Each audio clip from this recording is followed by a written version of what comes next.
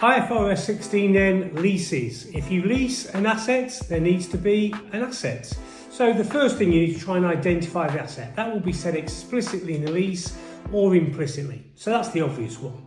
The second thing we've got to think about is, right, do you have the right to use that asset? So if you're leasing a car, do you direct when you lease the car? Do you get the economic benefit of the car? If so, looks like it's a lease. Now, be careful of exam questions.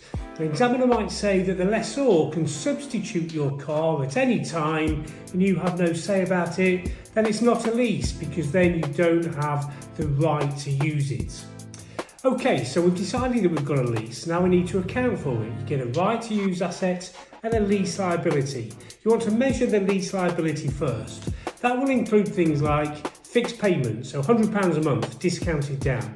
It will include things like variable payments, sometimes £100 a month, sometimes £120 a month. Now, you include those if the variability depends on an index or rate.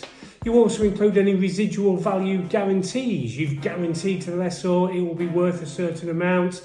That's kind of like a lease payment. If there's an option to purchase, an option to extend, an option to terminate, you include the cost of that option if it's reasonably certain. If you're going to terminate early, you would include the penalty that you would have to pay. So you have to think of all these different payments that you'll probably have to pay and you discount them down. So the question is, well, what rate do you discount them down at? And I've got the answer for you. So you discount it down at the implicit rate in the lease, or if that's not known, your incremental borrowing rate. So you've worked out your lease liability, you credit your lease liability with that, and you debit your lease asset with that, what we call the right to use asset. Now, there's other things we need to do with the right to use asset.